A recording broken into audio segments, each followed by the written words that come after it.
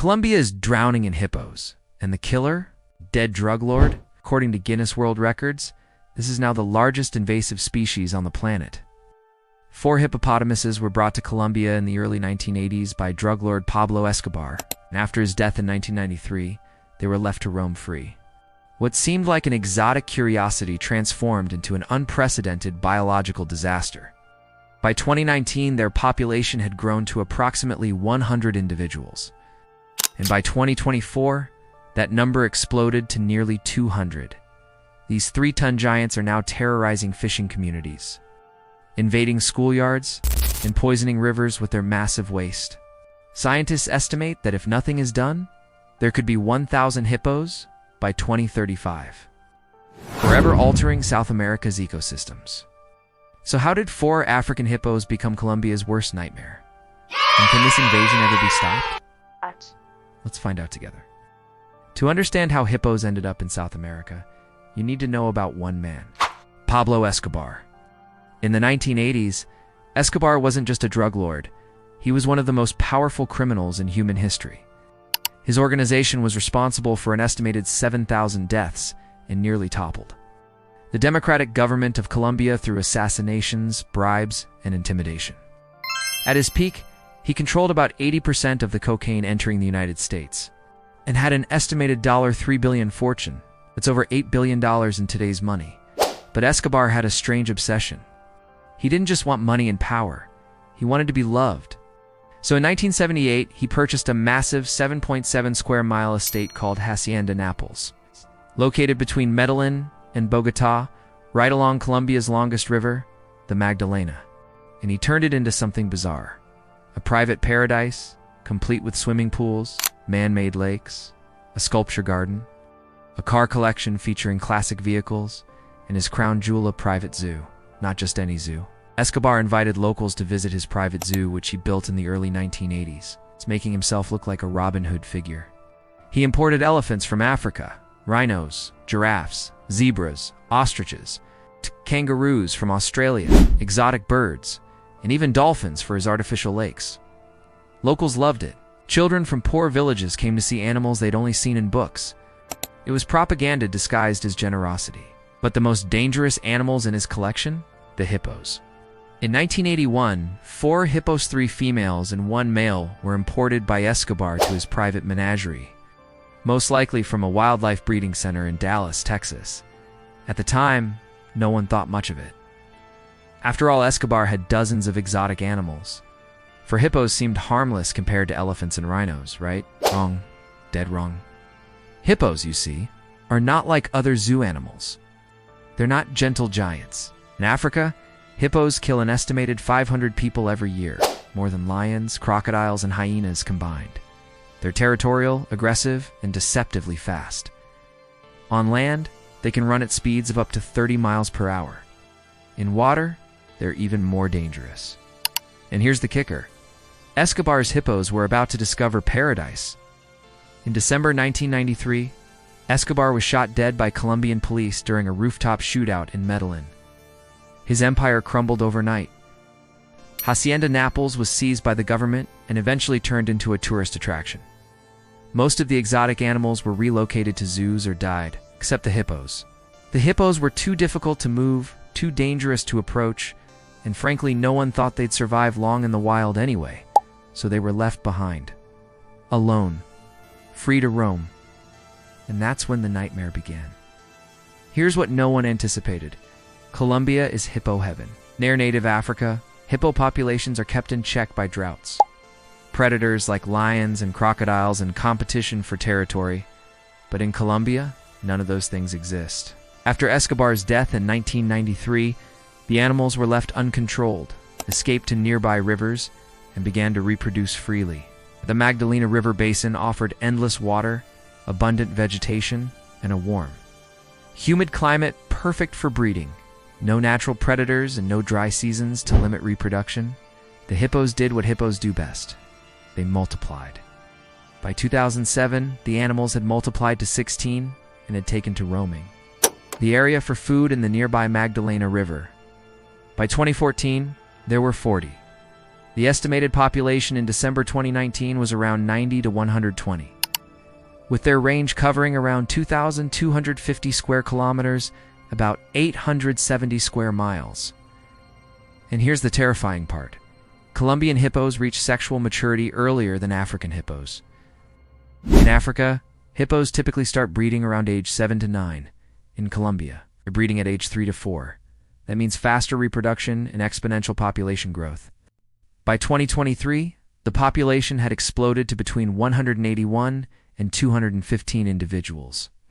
By 2024, Guinness World Records officially recognized Colombia's hippos as the largest invasive species on the planet, and scientists are terrified. Population projections estimate that there could be thousands within a few decades if nothing is done. But here's what makes this truly catastrophic. These aren't just animals wandering around harmlessly. They're ecological wrecking balls. Hippos are massive creatures. An adult male can weigh up to 8,000 pounds. That's heavier than most cars. They eat a lot. Each hippo consumes up to 88 pounds of vegetation per day. Now multiply that by 200 hippos. That's over 17,000 pounds of grass, aquatic plants, and crops stripped from the ecosystem every single day. But the real problem isn't what they eat. It's what they leave behind.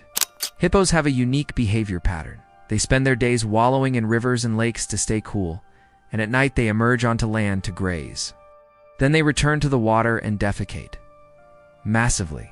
An individual hippo can transport up to 750 kilograms dry mass per year of carbon and nutrients from land to water through their waste. In Africa, this process is part of a balanced ecosystem. But in Colombia, it's poisoning the rivers. In 2020, studies showed that there was an increase in the nutrient levels in cyanobacteria in Colombian lakes inhabited by hippos. Cyanobacteria create toxic algae blooms that kill fish, contaminate drinking water, and destroy entire aquatic ecosystems. The Magdalena River, once a thriving artery of biodiversity, is slowly being turned into a toxic soup. And it's not just the water. Hippos are trampling native vegetation, destroying riverbanks, and outcompeting native species for resources. The critically endangered Dall's toad-headed turtle and Magdalena River turtle, both restricted to this basin, are now under even greater threat. Manatees, neotropical otters, spectacled caimans, and countless fish species are being pushed out of their habitats. Their movements can also significantly impact the geomorphology and hydrology of the Magdalena River. It means hippos are literally reshaping the landscape. Their weight and movement patterns erode riverbanks, alter water flow, and change the very structure of the ecosystem. But perhaps the most terrifying aspect? Hippos are now a direct threat to humans. In Puerto Triunfo, the town closest to Hacienda Nápoles, residents have become accustomed to seeing hippos wandering through the streets at night. It sounds surreal, but it's their reality. Hippos are nocturnal feeders, which means they roam farmland after dark, destroying crops and terrifying farmers. One local told reporters that encountering a hippo at night is like facing a living tank, unpredictable, aggressive, and nearly impossible to escape from. Others described the hippos as unpredictable and aggressive, and said that if a person were to encounter one, it would be best to hide. In 2009, the government authorized the killing of a hippo named Pepe, who had been terrorizing farmers and fishermen. When a photo of the dead hippo surrounded by 15 armed men went public, it sparked massive controversy. Animal rights groups protested, and the government backed down from further culling efforts. This created a political and ethical nightmare. How do you control an invasive species that the public loves? Because here's the twisted part. Locals love the hippos. They've become a tourist attraction. Hacienda Nápoles is now a theme park, and hippo-watching tours are popular. One fisherman-turned-tour guide told reporters that having hippos in Colombia feels like a privilege. Children visit the park to see Vanessa, a female hippo who lives in a pond and serves as the park's mascot. But scientists are terrified. Environment Minister Susana Mohammed said, "They're in a race against time. When it comes to the permanent environmental and ecosystem impacts created by the hippos, they've been searching for solutions." Faced with an ecological and public safety crisis, the Colombian government has tried everything. They considered shooting them. Public outcry stopped that. They tried relocating them to zoos. Most zoos didn't want them, and the cost was astronomical, estimated at $3.5 million for relocation efforts. They tried immunocontraception vaccines. They didn't work fast enough.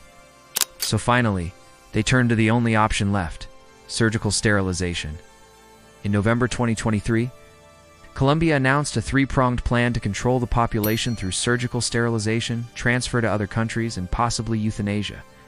The first stage of the plan involves surgically sterilizing 40 hippos per year. But here's the problem. Each sterilization costs about $9,800. The procedure is incredibly dangerous. Hippos have 2-inch thick skin, internal reproductive organs, and they're highly territorial. To sterilize a hippo, a team must first locate the animal, tranquilize it with a dart gun, wait for it to collapse, hopefully not in deep water, and then perform a 6 to 8 hour surgery in the field. The surgery takes between 6 and 8 hours to complete and requires a team of 8 people, including veterinarians, technicians, and support staff. And it's not just complicated, it's deadly. Hippos can have allergic reactions to anesthesia. If the dart hits the wrong spot or the dose is too high, the hippo can die. If the hippo falls into water while sedated, it can drown. And if the sedation wears off mid-surgery, the team is in mortal danger. The surgery itself isn't the most complicated part. The tricky thing is anesthetizing them, said Gina Palola-Serna, a biologist and veterinarian in Colombia who has castrated hippos from the herd. By late 2023, the team had successfully sterilized only about 10 hippos. At this rate, sterilizing 40 per year, the bare minimum needed to slow population growth, seems nearly impossible. Making matters worse, hippos are smart, they learn. After the first few sterilizations, the remaining hippos became warier of humans. They avoid baited traps. They flee when they hear boats or helicopters. And with the rainy season bringing abundant food, luring them into capture sites becomes even harder. In August 2024, a Colombian court took an even more drastic step. They ordered the government to develop a proper regulation that contemplates measures for the eradication of the species. Translation: the court is pushing for culling, the controversial practice of systematically hunting and killing hippos to reduce their numbers. It's the most effective method, but it's also the most politically and ethically explosive. So why does this matter beyond Colombia? Because the hippo invasion is a perfect example of humanity's greatest ecological mistake: introducing species where they don't belong. Think about it. Ding. Australia's rabbit plague began with just 24 rabbits. The cane toad disaster started with 102 toads imported to control beetles. And now Colombia's hippo crisis began with just 4 animals brought in for a drug lord's vanity project. The exotic pet trade and private zoos create time bombs. People think they can control nature, but nature always finds a way. Escobar's hippos are thriving because Colombia is an ecological paradise for them. No droughts, no predators, abundant food, perfect climate. They've become a self-sustaining invasive population that could dominate South America's waterways for centuries. And here's the scariest part. Colombia is just the beginning. If hippos continue spreading, and they are, now inhabiting areas beyond Hacienda Nápoles, they could colonize other river systems across Colombia, Venezuela, and beyond. Imagine thousands of hippos throughout the Amazon basin. Ecological consequences would be catastrophic. Scientists are watching Colombia closely. If sterilization fails, if relocation is too expensive, if culling is too politically divisive, then what? Do we just accept that South America now has hippos? Do we watch as an entire continent's ecosystems are reshaped by an African megafauna that should never have been here? The lesson is clear. Prevention is everything. Once an invasive species establishes a breeding population, eradication becomes nearly impossible. Australia learned this with rabbits and cane toads. The United States learned this with Burmese pythons in the Everglades and Asian carp in the Mississippi. And now, Colombia is learning it with hippos. So, can Colombia stop the hippo invasion? Maybe. If they sterilize aggressively, relocate dozens, and end skull when necessary, they might be able to control the population. But the truth is, the hippos are here to stay. Colombia will never fully eradicate them. The best they can hope for is management. Maybe that's the real lesson here. Pablo Escobar's legacy isn't just the violence, the drugs, or the corruption. It's the hippos. For animals he smuggled in for entertainment, have become an ecological disaster that will outlast his memory for generations. Today, if you visit Hacienda Nápoles, you'll see children laughing at Vanessa the hippo, tourists snapping photos, and vendors selling hippo-themed souvenirs. It's surreal. A drug lord's vanity project has become a tourist attraction, while scientists race against time to prevent an ecological collapse. But don't be fooled by the cute images. Behind the scenes, hippos are invading rivers, poisoning water, destroying ecosystems, and threatening lives. This isn't a heartwarming story of animals thriving in a new home. It's a biological invasion, plain and simple, and it's a warning to the world. Because the next time someone thinks about releasing a pet into the wild, the next time a private zoo imports exotic animals without a plan, the next time someone says, "What harm could a few animals do?" Remember the hippos of Colombia. Remember how 4 became 200? Remember how a drug lord's dream became an ecological nightmare? And remember that once you open Pandora's box, you can never close it again. What do you think? Should Colombia cull the hippos to save native species? Or should they find a way to coexist? Share your thoughts in the comments below. And don't forget to like, subscribe, and hit the notification bell so you don't miss the next story. Because when it comes to nature, the truth is always more unbelievable than fiction.